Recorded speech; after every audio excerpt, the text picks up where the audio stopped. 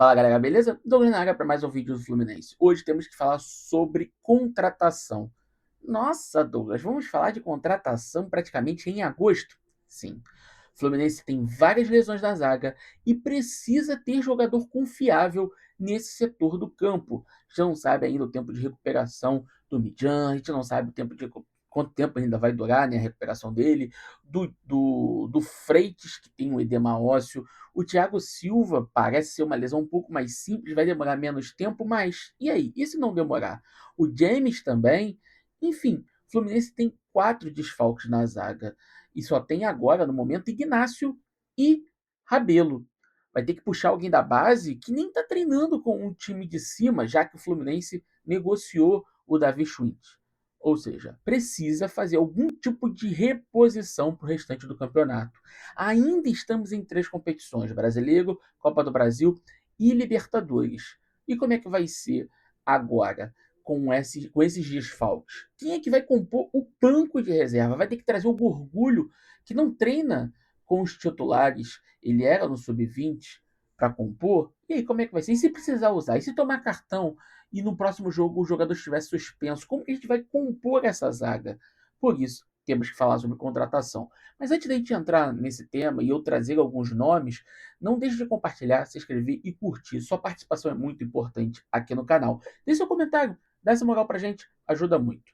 Mas eu quero trazer alguns nomes de possíveis contratações. E aí não estou falando de possível do Fluminense estar de olho, e sim sugestões minhas. Eu acho que o Fluminense pode procurar alguns jogadores que serão importantes nesse momento. E só vou trazer nomes que estão sem contrato, já que o Fluminense provavelmente não tem dinheiro para fazer um investimento alto neste tipo de contratação no momento. Vamos lá?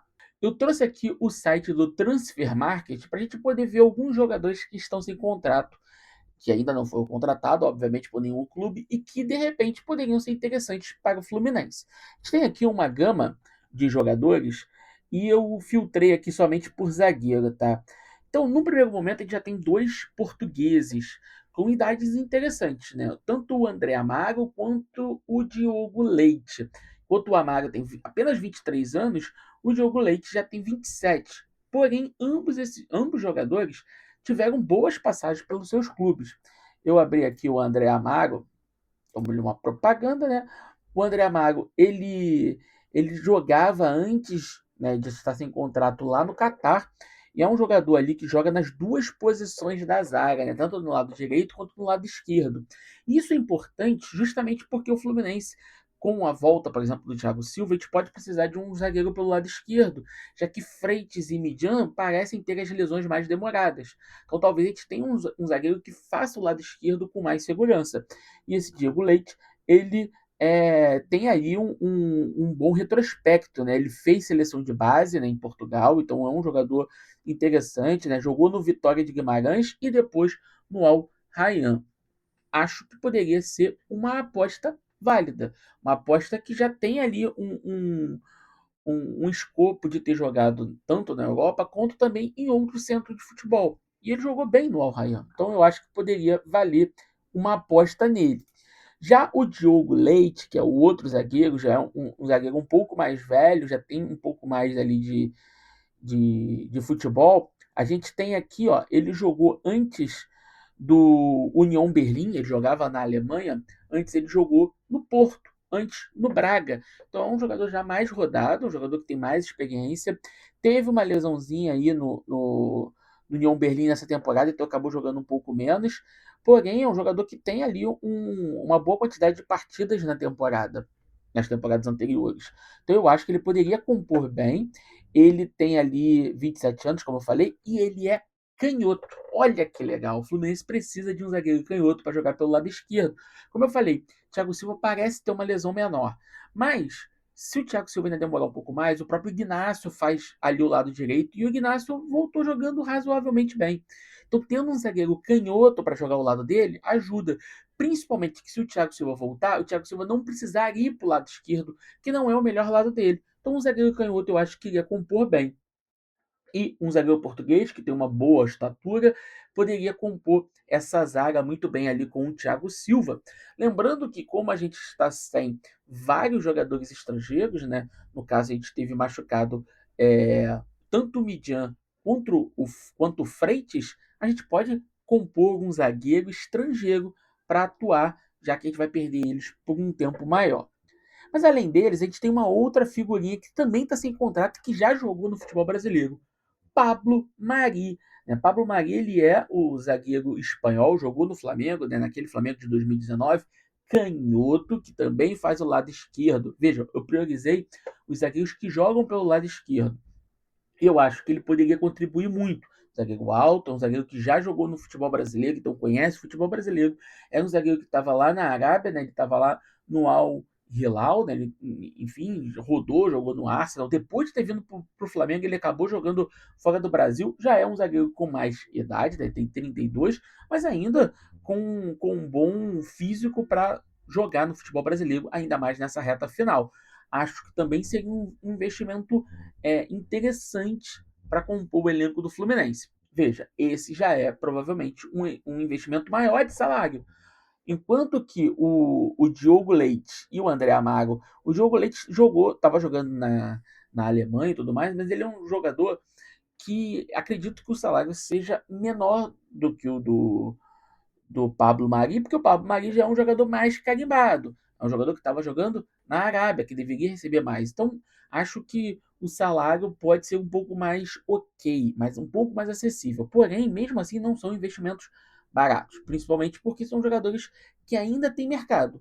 Pablo Mari, eu acho que já talvez a gente conseguiria trazer com um pouco mais de tranquilidade, porque eu não vejo conseguir um mercado na Europa. Já o Amaro, o Diogo Leite, ele é um jogador que estava jogando na Alemanha, um jogador que provavelmente tem espaço em Portugal, então poderia dar preferência jogar lá nesses centros. Porém, eu acho que tem espaço para isso, principalmente porque a gente tem um peso de, olha, Thiago Silva joga no time, você vai jogar com o Thiago Silva. Então tem esse peso de você querer jogar com um grande ídolo mundial. Então eu acho que isso poderia ter um espaço ali para negociar, da mesma forma que o André Amaga. Só que o André Amaga é mais novo. Então, já que ele é mais novo, o Fluminense poderia fazer esse investimento, né, dar um pouco a mais ali de salário para ele, pensando até mesmo numa negociação posterior, já que ele só tem 23 anos. Então, é um jogador novo, né? Vai fazer 24 agora em agosto. Né? Então, é um jogador que ainda poderia render uma outra negociação para a Europa posterior. Pois bem, só que nem só de jogadores estrangeiros vive isso daqui. Temos também Juan Jesus. Sim, Juan Jesus jogou na Roma, jogou na Inter de Milão, jogou no Napoli, ficou ali 5 temporadas no Napoli. Tudo bem, ele está em negociação no momento, segundo informações, com o La Coruña da Espanha.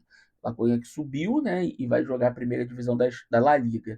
Mas, de repente, uma boa negociação, ó, vai jogar com o Thiago Silva, poderia dar uma atravessada nessa. Já é um jogador mais velho, né? Tem 35 anos, mas também é canhoto. Olha que legal. Jogador que joga pelo lado esquerdo. Acho que valeria a pena o investimento nele, só que ele seria um investimento mais alto. Teve ali um papo de que ele poderia ir para o Atlético Mineiro, ficou um papo aqui do Brasil, mas que ele estava dando prioridade para a Europa, já que ele já joga há muito tempo lá, né? E gostaria de ficar lá. Mas a gente tem esse realmente peso poxa, você vai jogar com o Thiago Silva, fazer um contrato legal para ele, quem sabe não rolaria uma, uma proposta para que ele viesse para o Brasil jogar no Fluminense? Não sei. Só dá para saber se tentar. E eu acho que a gente poderia tentar ele. E por fim, obviamente, não menos importante, Fabinho. E aí aqui já é loucura, né? Total. Seria aí um salário muito alto, porque o Fabinho joga tanto no meio-campo como na zaga. É, seria aquele jogador que poderia compor a zaga nesse momento, né, fazendo ali a função bem de zagueiro, mas que em condições normais poderia jogar no meio-campo ao lado do Martinelli, liberando o Martinelli para o Martinelli chegar ao ataque. Aqui eu sei que é muito difícil, eu sei que é muito difícil, acho que é quase impossível, porque o salário do Fabinho é muito alto, mas seria uma contratação muito interessante para o Fluminense fazer. Mas eu acho realmente difícil. Dentre essas possibilidades, e aqui eu trouxe dois, quatro, eu trouxe 5 nomes de opções, pelo menos uma dessas o Fluminense poderia tentar mais firme e trazer. O Fluminense precisa contratar um zagueiro. Não tem como a gente levar essa temporada, esse meio da temporada, que agora é imprescindível. A gente tem Copa do Brasil e Libertadores. Ambos são eliminatórios. Copa do Brasil já era, a gente não vai ter como contratar para a Copa do Brasil. Mas se a gente consegue fechar a contratação de um zagueiro, consegue aliviar quem está sendo titular na Copa do Brasil, logo depois no Campeonato Brasileiro. Que logo depois tem Libertadores. A gente consegue dar esse desafogo para que a gente possa não lesionar esses jogadores. Por quê? O grande problema não é necessariamente quem vai jogar. Quem vai jogar contra o Vasco, a gente já sabe. Vai ser Igor Rabelo e Ignacio. A zaga vai ser essa. Mas e aí? E depois? A gente tem o Campeonato Brasileiro, depois a gente já tem Libertadores contra o Rivadavia. E se lesiona um jogador, como é que faz? Se a gente precisa puxar esses jogadores para jogar toda essa sequência e machuca, e aí além dos jogadores que já estão lesionados, o que a gente vai fazer? Esse é o problema. Por isso que a gente precisa ter um zagueiro um pouco mais confiável para compor esse elenco. Fluminense, não deixa isso passar batido. A gente está num momento bem crítico da temporada e que a gente precisa valorizar. Contratações são necessárias. O que você acha disso? Deixa seu comentário aí. Valeu e fui.